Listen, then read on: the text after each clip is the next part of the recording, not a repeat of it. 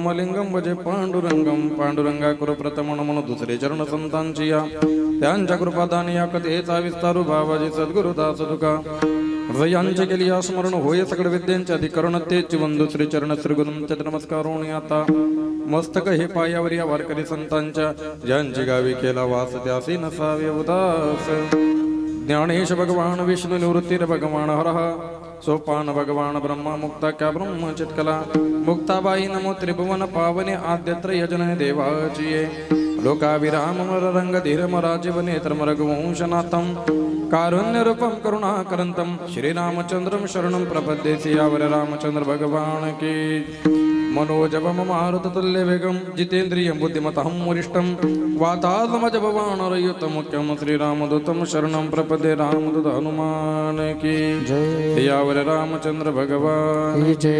नमः पार्वती पतये हर हर महादेव की आनंद की जय।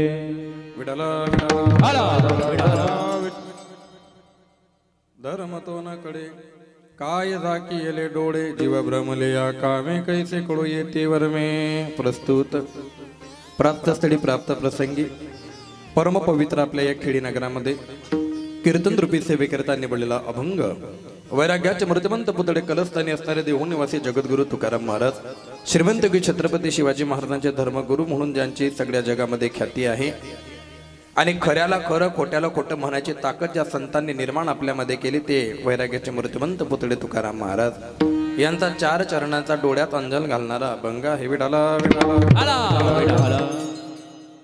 अभंगावरती चिंतन मांडायच्या आधी तुम्हा सर्वांना लाख लाख धन्यवाद। मला असं वाटलं थंडीचे दिवस आहे लोक येता का नाही येत पहिल्यांदाच तुमच्या गावात आलो पण आनंद वाटला। आता पटतंय की कुठेतरी हिंदू जमात जागा झालेला आहे। आता वाटतंय कोण कुठं बसलं तो माझा प्रश्न नाही, तुम्हाला गाव आहे तुम्ही कथा बिबटा तुम्ही कीर्तनाला आले हे महत्वाचं आहे। कोण कुठं बसला हा माझा मुद्दा आला का लक्षामध्ये? तुम्ही कीर्तनाला आले ना हे महत्वाचं आहे। तुम्ही कुठंही बसा उगीच मी मागच्यांना म्हणायचं पुढे आणि त्यासनी घर निघ जाऊ कोण उपाधिकारी। आपल्याकडे 1 तास कीर्तनाचा आहे त्याच्यामध्ये मी जास्त काही शानपण तुम्हाला शिकवणार नाही। पंचक्रोशीतून आलेले भाविक भक्त त्यांचे मनापासून आभार। कीर्तनाला विशेष उपस्थिती प्रेममूर्ती संत मीराबाईचे संस्थेचे अध्यक्ष आदरणीय भक्तिप्रेम जयवीरसिंग महाराज। सकाळी काल्याचं कीर्तन रात्री उजागरा मी सांगितलं बापूसाहेब कीर्तनाला या आणि माझ्यावरती भावासारखं प्रेम करत ते आपले सगळेचे सगळे माणसं घेऊन आले। काय घेऊन आले? मी पोरं का म्हणत नाही माहितीये का? काही लोकांचं वय झालं पण काय बोलतो काय खातो काय पितो याची अक्कल त्यांना आली नाही। हे लहान लहान पोरं यांना कळतं महाराज दिसले म्हणजे पाया पडलं पाहिजे। आम्ही दिसलो का काही म्हणतात दकरे साला चालणार आमने बहीण दिले त्यात ना घरमा हळू आज जा बरं पोरे बाई जातील मागे। माझ्यावरती नितांत प्रेम करणारे आमचे पंकजी महाराज एकतासकर माझ्यावरती 50% आणि आजच्या विशेष दिवशी आकाश दादांवरती विशेष प्रेम। आकाश भाऊने त्यांना घडी घडी फोन केले महाराज तुम्हाला यावंच लागेल कीर्तन कॅन्सल करून तुमच्यापर्यंत आले हे तुमच्यावरती प्रेम आहे फक्त टिकव जा। महाराज लोकांचा एकदा विश्वास उठला की डबल ठेवत नाही बरं। ही सगळी मंडळी तुमच्यावरती विश्वास करून इथं आलेली आहे आणि या नारदाच्या गादीने मी तुम्हाला सांगतो अशाच पद्धतीने जर सत्कर्म करत राहिले तर मी तुम्हाला सांगतो विद्वान जगत पूज्यते तुम्ही विद्वानांच्या गणतीत जाणार आणि तुम्हाला जग मानेल फक्त तुम्ही त्या पद्धतीचं आचरण ठेवा। त्याच्यावरती आदरणीय भक्तिपरायण भरपूर दिवस झाले आमची भेट नव्हती। आमचे अजय महाराज युवा कीर्तनकार तेही कीर्तनाला उपस्थित आहेत। आमचे दर्शन महाराज मूळ गाव त्यांचं वावद आहे पण सध्या ते सुरतला राहतात। ते एवढ्या लांबून कीर्तनाला आले तुमची मनापासून आभार। आनंद वाटतो चोपदार आणि ज्याचे लग्न राहिले असते ना त्यांनी आमच्या मार्गात या कारण जो माडकरी त्यालाच पोर भेटी आते तुमनं वय जायला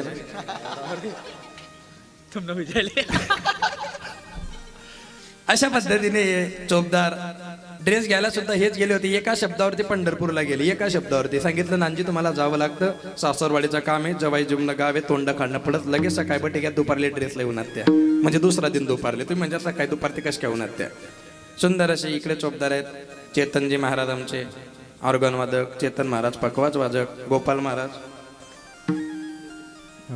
हा तब्येत बरी नाही तरी उभे राहिले मनापासून आभार तुमचे। हा कोणी राही जायले का सरका आणि बालगोपाल आणि तुम्ही सर्व माता भगिनी सगळे कीर्तनाला उपस्थित आहात. 1 तास मी कीर्तन करणार आहे, कारण माझंही सकाळी कीर्तन होतं आणि रात्रभर बोलून बोलून मला माहिती आहे मी कितीही बोललो, कितीही जो तोडून खडला केला तरी सुद्धा कीर्तन झाल्याच्या नंतर लोक म्हणतात धंदा असायला असणार.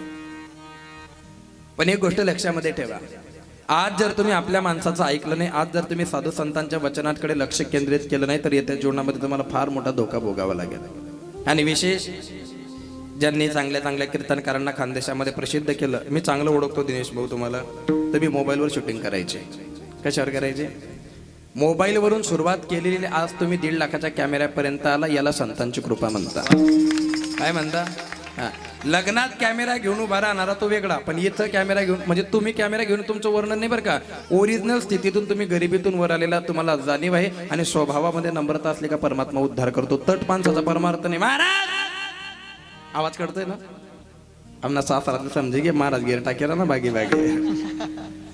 40 गावावरून साऊंड सिस्टीम घेऊन आले तुम्ही, फक्त बागी हा तुम्हाला पाय पडत नाही.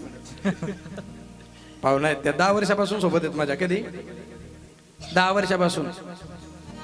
टँकर भर दारू पिऊन टाकली असतील. किती? मी सकाळी बी सांगितलं, याचा मला अभिमान आहे. म्हणजे चांगला बिगडी घ्या, परंतु वाईट मार्गावरती असताना जेव्हा गुरूंची भेट होते, जेव्हा सत्संग जीवनामध्ये घडतो, त्या क्षणाला त्याग केला. एकाच बाईने सांगितलं, जर दारू पित असेल तर आमच्या पायरीवरती चढू नको, स्वाभिमान जागू झाला. ओरिजिनल राजपूत आहेत, स्वाभिमान जागा झाला. जरा दारू मिता जर मन बाई म्हणे इज्जत काढत वेना चाली, आज जे बाद पेवाव नाही, काही पट्ट्यारात मार खात तरी पेतच.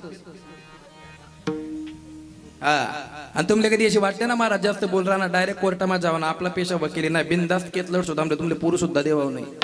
पण एक गोष्ट लक्षात ठेवा, महाराणा प्रतापांनी जे स्वाभिमानाचं जीवन जगणं तुम्हाला शिकवलं, ते जर जगता येत नसेल ना, तर अंतःकरणाचं आत्मपरीक्षण माणसाने केलं पाहिजे.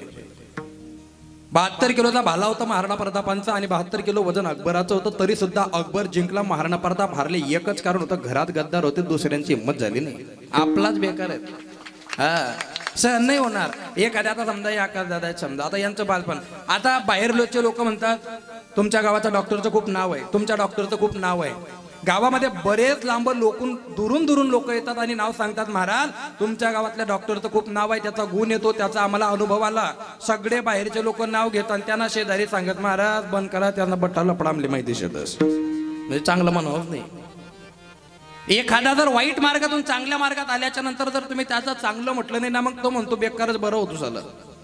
म्हणून एखाद व्यक्ती जर सुधरत असेल तर सहकार्य करणं ही समाजाची काळाची गरज आहे. एवढ्या कमी वयामध्ये तुम्ही घर बांधलं, चांगली गोष्ट आहे. काही मरी घ्यात जमणं नाही नसले, काही ते मरी घ्यात पण हसणार नाही. कीर्तन व्हावनंतर समज नाव मरी जायला उचला भाऊ, आणि लगेच सकाळी ब्यान रघुपती राघव अजून नाही जायला बोले. म्हणून आनंदाचा परमार्थ करायचा, टेन्शन बिन्शन घ्यायचं नाही. येतोसी तो जिंदगी, त्याच्यामध्ये बी दुश्मनी कर्ज बाजारी या डोक्यातून गोष्टी काढून टाका आणि धर्म आचरण त्याचं जीवन जगा. आपल्याला धर्मावरती कीर्तन करायचंय 1 तासामध्ये. तुम्ही कितीही रावण्या केला, मी 11 वाजेच्या पुढे 1 मिनिटं जाणार नाही.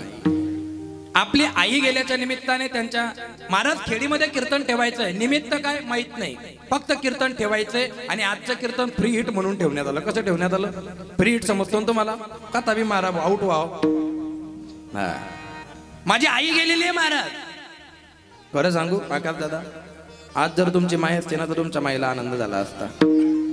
पण तुम्हाला एक सांगू, ज्या पोरांच्या माया जिवंत आहे ना पोरांनो, आकाश यांच्या जीवनामध्ये ती परभणी साधता आली नाही. माय मेल्याच्या नंतर घर नाही, बंगला बांधा, शून्य किंमत आहे. पण माय जिवंत असताना तुम्ही बंगले बांधा, त्या मायला बंगईमध्ये जलवा, ही पोरांची किंमत आहे. तरुणपणामध्ये आपण व्हॉट्सअपवरती 5-5 घंटे एखाद्या XYZ व्यक्ती सोबत बोलतो, परंतु आईला 5 मिनिटं देत नाही. आणि जेव्हा ती माय मरून जाते तेव्हा लक्षामध्ये येते की खरं प्रेम करणारी माय होती, कारण तिला कुठलंही स्वार्थ नव्हतं.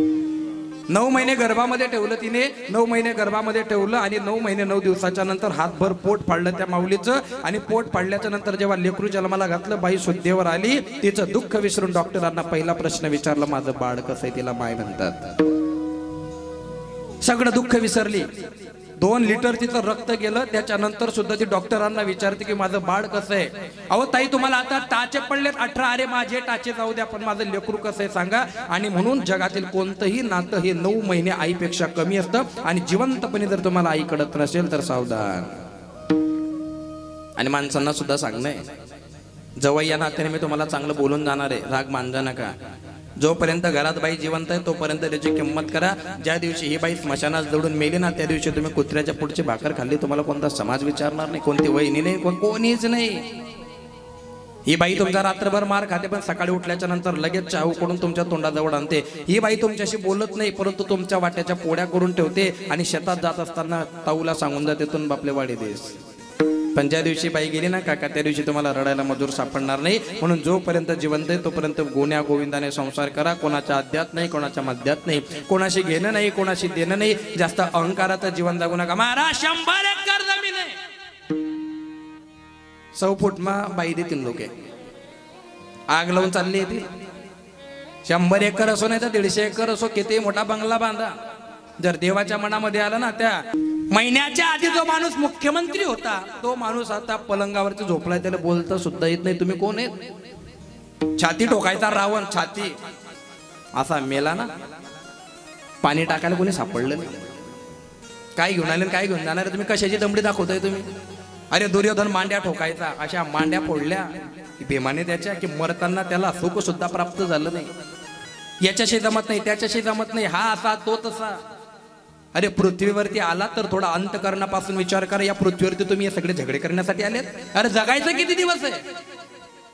काय माहित कोणता दिवस शेवटचा उगवेल. झोपलेलेच राहणार. आणि जेव्हा मरणार तेव्हा तुमची आत्मा भटकेल की याच्याशी दुश्मनी केली होती त्याचे पैसे द्यायचे राहून गेले होते. अंतकरणाला जर तुम्हाला वेदना व्हावी अशा वाटत नसेल तर जिवंतपणे चांगलं कर्म करा. हा नरदे परत नाही भेटणार. काही लोक म्हणतात महाराज काही पिले हो देवले काय सांगतात? देव तुम्हाला सासरा आहे का? काय सांगतात म्हणजे वाटली पाहिजे थोडीफार बोलताना. मस्जिदीमध्ये 5 लाख मुसलमान बांधव जातात. आपण त्यांना फक्त नावं ठेवतो पण त्यांच्याकडनं एवढं बी घेत नाही. एक सुद्धा मुसलमान त्या मस्जिदीमध्ये जात असताना बिना टोपीचा जात नाही. आमना चप्पल घालीन कीर्तनले काही ते चप्पलवर बटणार इथली अक्कल गुडघा माहिती नाही. तुमले नाही बोल रहा बरं. आणि जर वही ते मग आत्मपरीक्षण करा. आपण काय केलं माहितीये का? धर्मशास्त्र समजून घेतलं नाही म्हणून आपल्याला धर्म तो न कळे. काय झाकली या डोळे. गोड चिंतन करायचं आपल्याला. आता लग्न सराई येते. लग्न सराईमध्ये आता पोरं नाचतात आमचे. मला अभिमान आहे. आताच्या पिढीमध्ये खूप असा बदल झालेला आहे. आताच्या पिढीला कटिंग कशी करावी ते कळतं. आताच्या पिढीला कपडे कसे घालावेत ते कळतं. आणि आताची पिढी वयात आल्याच्या नंतर कामाधंद्यासाठी बाहेर जाते. हे चांगलं लक्ष नाही पोरांनो तुमचं. फक्त सांगू का समाजाला चांगल्या पोरांची किंमत नाही, बिलकुल किंमत नाही. चांगला पोरगा असू द्या माय नाहीच म्हणे. रामाला सुद्धा सीतेला एवढं बघून दिलं होतं. जगाचा बाप बघून लग्न केलं सीतामातेचं. पण लग्न झाल्याच्या नंतर थोड्याच दिवसामध्ये सीतामातेला वनवासात जावं लागलं. तुम्ही कितीही चांगलं पाहून द्या पण जे होणार आहे ते होणारच आहे. म्हणून माझी विनंती आहे जुने नाते नवे करा. समाजात पुरे देत चला, भावाच्या घरी पुरे देत चला. आणि आज जर तुम्ही माझं नाही ऐकलं ना तर येत्या काळामध्ये तुम्हाला एवढं दुःख भोगावं लागेल की तुम्हाला स्वतःवरती पश्चाताप होईल की या मानव योनीमध्ये येऊन आम्ही काय केलं तर काहीच नाही केलं. आणि हे मरता मरता कळतं तेव्हा दुःख होतं परंतु तेव्हा वेळ निघून गेलेली असते सज्जनाव. म्हणून या गरीबाचं ऐका. जिवंतपणे असं कर्म करा की मरताना तुमच्या चेहऱ्यावरती हसू असलं पाहिजे की हे देवा मी कोणाला फसवलं नाही, मी कोणाचं मन दुखवलं नाही. मी जर मरत असेल ना तर मी स्वर्गात जाणार एवढा विश्वास तुमच्या मरणावरती तुम्हाला पाहिजे. आणि जर नसेल तर सावधान, काळ फार बिकट आहे. धर्म काढला पाहिजे. आणि धर्म काढत असताना काही गोष्टी तुम्ही लक्षात घेतल्या पाहिजे. 22 जानेवारीला कोण कोण अयोध्येला जाणार आहे? हातवर करा. तुम्ही जाणार आहेत दादा? तुमचे मनापासून धन्यवाद. पण जेवढ्यांच्या हात खाली होते त्यांना सांगणे आपण अयोध्येला जाऊ शकत नाही पण आपलं खेडेगाव अयोध्या करून टाकायचं. डायरेक्ट अयोध्या. सगळ्या घरांमध्ये दिवे, डायरेक्ट दिवे लावायचे, मस्तपैकी रांगोळी काढायची, मस्तपैकी सजायचं, नटायचं आणि सगळ्यांनी आपल्या घरामध्ये एक गाणं होम थिएटरवर लावायचं. राम आएंगे तो अंगना सजाऊंगे, राम आएंगे तो अंगना सजाऊंगे, मीठे मीठे बेर राम को खिलाऊंगे, आज झोपड़ी के बाग मेरे खुल जाएंगे, राम आएंगे, राम आएंगे, आएंगे राम आएंगे, राम झूलेंगे तो पालना झूलाओगे,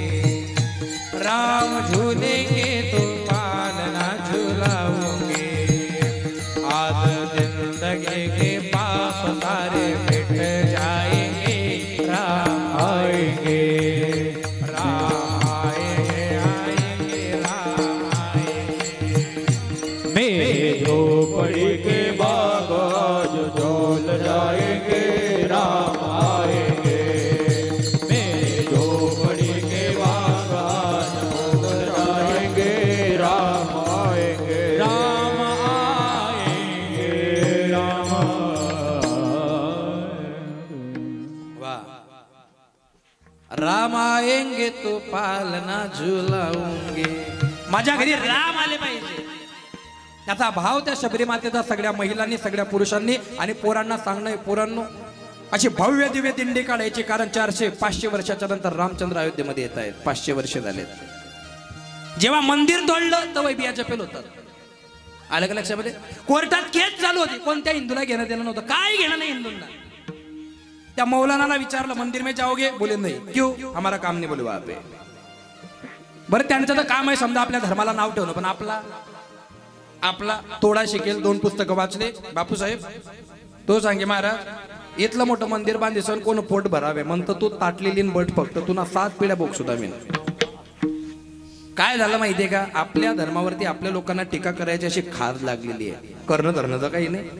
पण एक गोष्ट लक्षामध्ये ठेवा, रामचंद्र अयोध्येमध्ये येत असताना जर तुम्हाला आनंद होत नसेल पण तुम्ही रावणाच्या पक्षाचे म्हणायला काही हरकत. आपला आराध्य राम. आपलं काय आराध्य राम म्हणताना प्राण जावो असं शबरी मातेचं वचन सगळ्या गावांमध्ये सगळ्यांनी कानातून मनात घेतलं पाहिजे. ऐका, धर्म तो न कळे. काय धर्म कळत नाही महाराज? आम्हाला काहीच कळत नाही.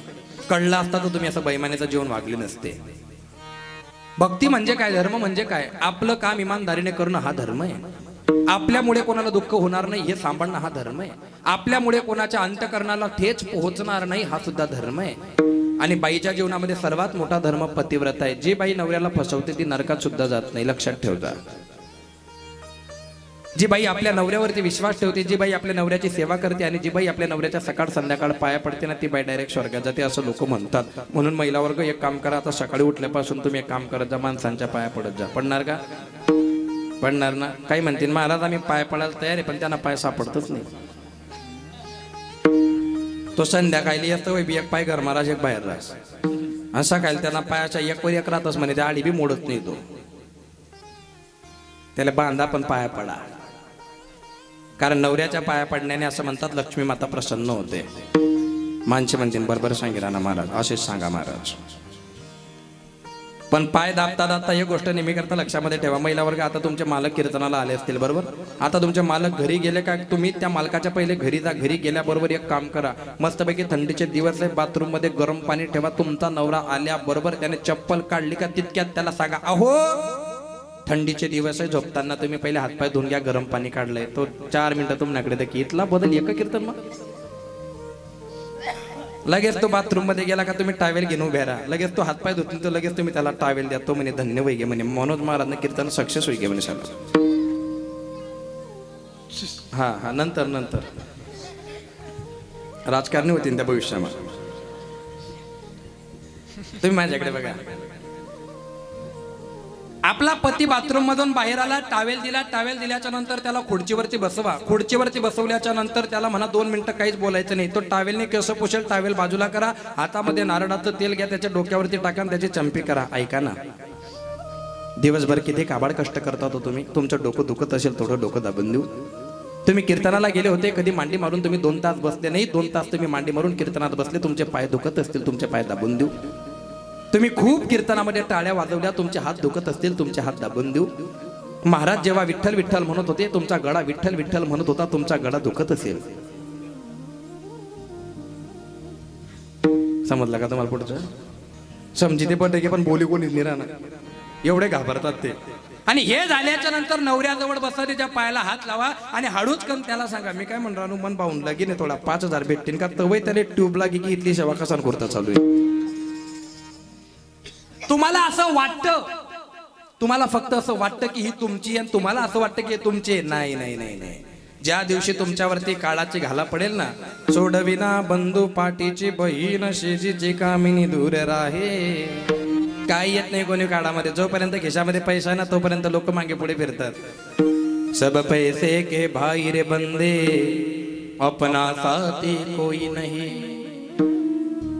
अपने पल्लों में पैसा हो तो सब खुशामत करते हैं. अपने पे जब बखत पड़ेगा कोई साथ न चलते हैं. जिनका यारो भला किया बहन बीवी जोरू और साले, बखत पड़ने पर यही लोग मीठा बोल न बोले.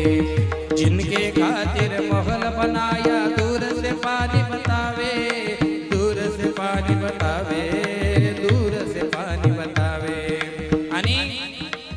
एवढा बायकांसाठी तुम्ही बंगला बांधला, तुम्हाला पॅरालिसचा झटका झाला काका, वरच्या रूम मध्ये ठेवलं तर सगळी बायको सुद्धा तुमच्या गाण्याचा वास घेऊन तुमच्या जवळ येत नाही, नाकाला रुमाल लावते, तुमच्या तांब्यात पाणी टाकते आणि चालले जाते. चालता चालता देवाला म्हणते घेऊन जाशील तर त्रास कमी होईल. बाईला म्हणे मरता तरी बरे, नास येले घर थुंकून या. आपल्या ज्यावेळेला शरीर कामातून जातं तेव्हा बाई सुद्धा आपल्यावरती प्रेम करत नाही. किंवा त्याच बाईला जर पॅरालिसचा झटका झाला आणि 7-8 वर्ष जर त्या बाईने जागेवरती घाण केली तर त्या माणसाचंही प्रेम कमी होतं. लोक चांबडीवर प्रेम करतात, मनावरती प्रेम या कलियुगामध्ये कोणी करायला तयार नाही. पण हे तुमच्या लक्षात येत नाही, हे तुमचं अज्ञान आहे. उठा, धर्म जाणा. जीवनामध्ये 2च गोष्टी तुमच्या सोबत येणार आहे, एक म्हणजे केलेलं चांगलं कर्म आणि दुसरं केलेलं चांगलं पुण्य. या 2 गोष्टीचा हिस्सावाटा शेवटी परमात्मा घेतो. म्हणून धर्म तुम्हाला कळला पाहिजे. आणि जर धर्म तुम्हाला कळत नसेल मग तुमचे डोळे झाकले की काय असा प्रश्न निर्माण झाला आणि मग अभंग निर्माण केला. प्रथम चरण धर्म तो ना कळे, धर्म तो ना कळे, धर्म तो ना कळे, धर्म तो ना कळे.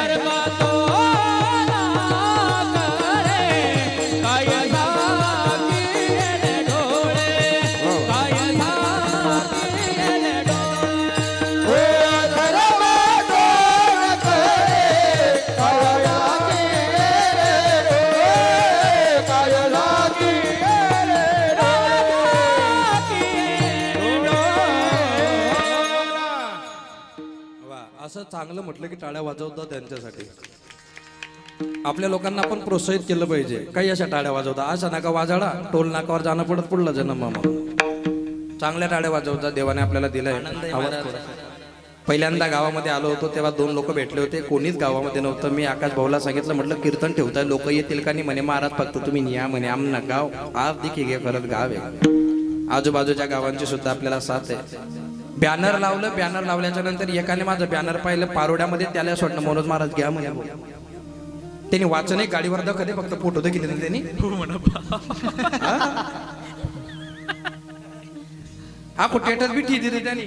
आमचे जीवलग मित्र वैकुंठ भाऊ, बापरे स्क्रीनशॉट काढा, त्याला फोन लावा, म्हणतो मी जिवंत शे तात्या, तो कदा मार राहणार नाही म्हणे. मी घाई घाईत पाहिलं, मग तू दत्ते करी फोटो कोण आहे. आणि खरं वास्तविकता आहे. तुम्हाला कधी असं वाटत असेल ना की मी ये म्हणून घर चालू आहे, 21 दिवस फोन बंद करा, गाव सोडून चालले जा. आणि 21 दिवसाच्या नंतर तुमच्या शेजाऱ्याला फोन लावा की आमना घरमा काय चालू आहे, घरमा पट्टा आनंद आहे, घरमा लोक सांगितलं बरे होई म्हणे ब्यात घरमा निघ जायचे. आणि तुम्हाला असं वाटते माझ्यामुळे घर चालू आहे. अजिबात नाही. रामचंद्र गेले लोकांना फरक पडला नाही, कृष्ण परमात्मा गेले लोकांना फरक पडला नाही, छत्रपती शिवाजी महाराज गेले लोकांना फरक पडला नाही. आणि आपल्या प्राणाचं बलिदान करून तुमच्या हातामध्ये हिंदुत्वाचं रक्षण करण्यासाठी जबाबदारी महाराणा प्रताप देऊन गेले. ते महाराणा प्रताप गेल्यावर तुम्हाला कळलं नाही, अरे कीर्तन करताना मी मेलो तरी तुम्हाला फरक पडणार नाही. तोंडावर तर हा म्हणा. ऐका, धर्म कळाला राणी पद्मावतीला. रतन सिंगाच्या दरबारामध्ये एक राघव चेतन नावाचा मंत्री काम करत होता. महिला वर्ग लक्ष देऊन ऐकला. राघव चेतन नावाचा मंत्री राणा रतन सिंगाच्या दरबारामध्ये काम करत होता. तो कर्णा कवटी भानामती करत होता. एक दिवस लोकांची कंप्लेंट गेली राणा रतन सिंगांकडे. राणा रतन सिंगाने त्याला हकलून दिलं. राणा रतन सिंगाला जेव्हा त्याला हकलून दिलं तर त्या राघव चैतन्यने डायरेक्ट दिल्लीच्या तख्तावरती धाव घेतली आणि दिल्लीच्या तख्तावरती बसलेला होता अलाउद्दीन खिलजी.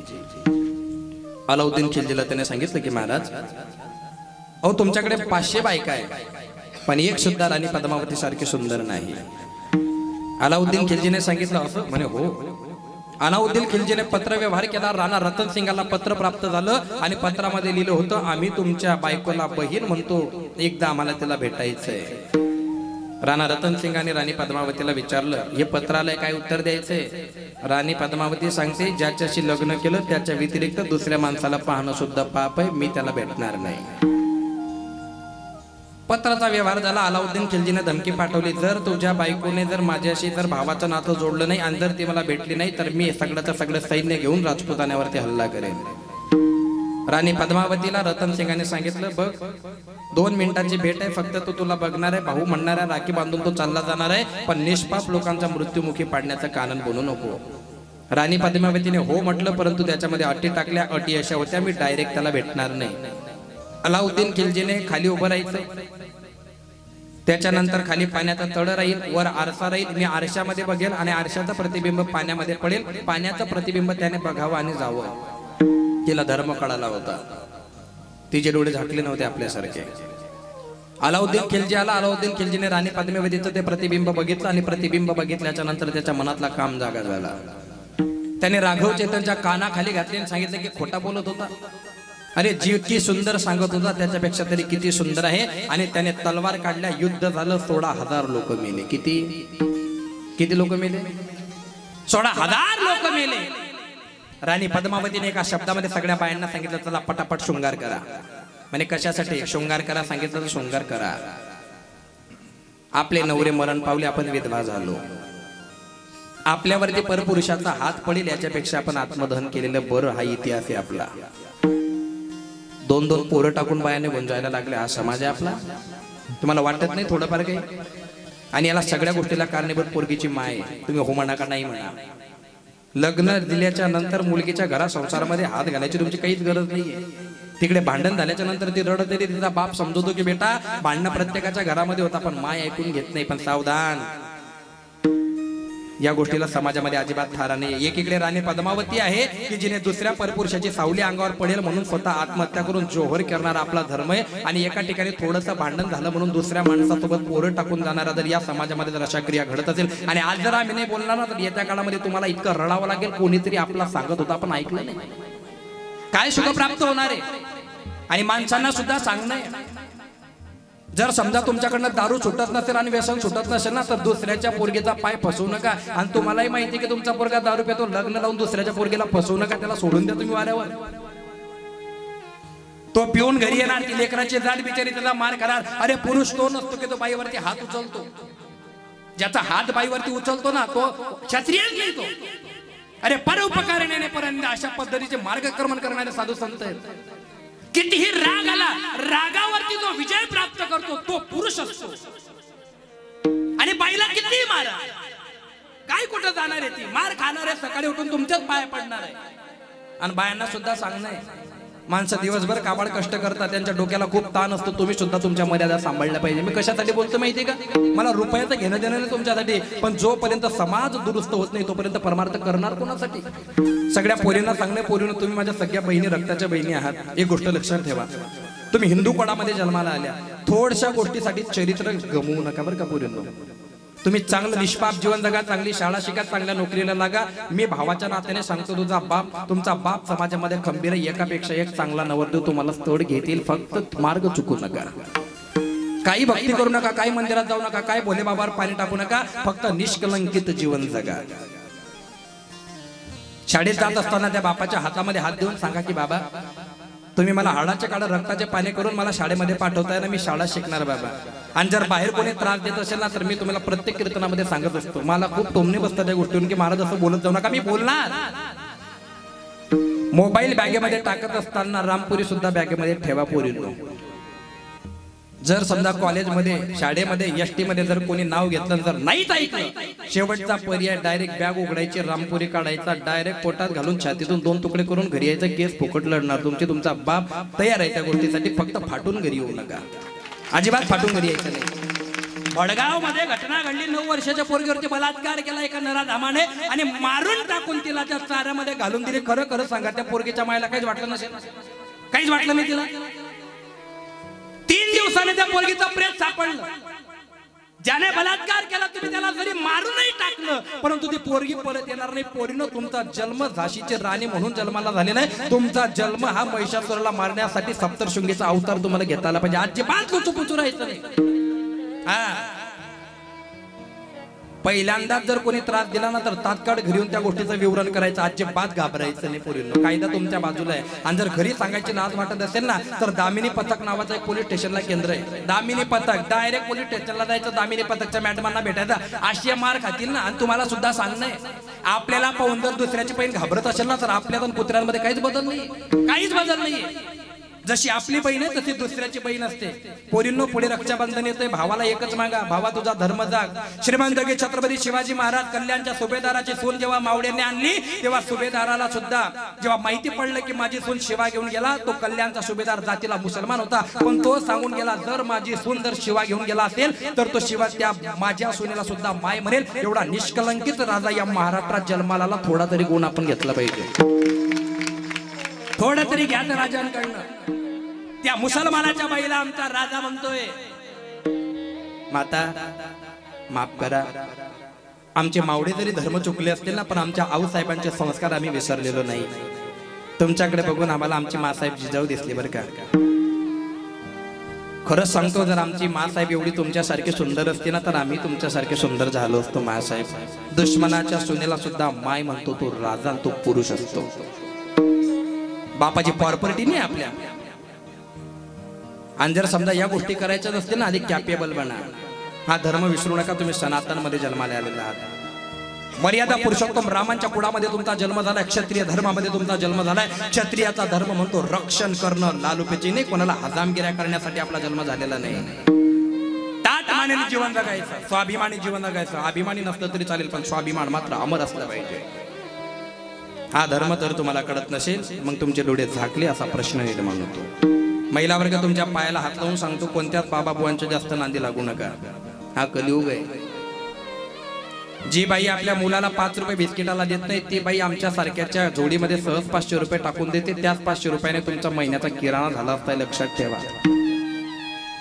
कामाचा पैसा आहे, कष्टाचा पैसा आहे. जिथं दिला पाहिजे तिथं दिलाच पाहिजे, परंतु अंधश्रद्धेला बळी पडू नका. आणि आज जर तुम्ही या गोष्टींकडे दुर्लक्ष केलं ना तर येत्या काळामध्ये काय होणार आहे माहिती तुम्हाला. हे दारी नाही ऐकलं मग दुसरं येईल. हे दारी नाही ऐकलं, हे दारी नाही ऐकलं, करू दुसरं येईल. हे दारी नाही ऐकलं, सरस शेवटी बा, काळ बांधून नेईल. सरस शेवटी बा, सरस शेवटी बा, काळ बांधून नेईल. सरस शेवटी बा.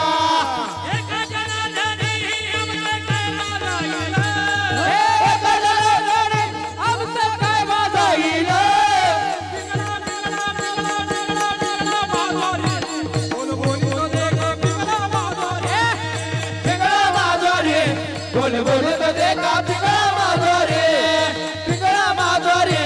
बोल बोल तो देखा पिंगला माधोरे. ऐकलं का. हे जरी नाही ऐकलं मग दुसरं येईल. हे सरळ शेवटी बा, काळ बांधून येईल. एका जनार्दनी आमचे काय हे पिंगळा महाद्वारी बोल बोली तो देखा. म्हणून धर्म काढला पाहिजे. आणि धर्म कळत नसेल डोळे झाकले की काय. कशाने डोळे झाकले असतील कदाचित प्रश्न निर्माण झाला. त्याचा अनुग्रहित उत्तर दिलं अभंगाचं दुसऱ्या चरणात. जीव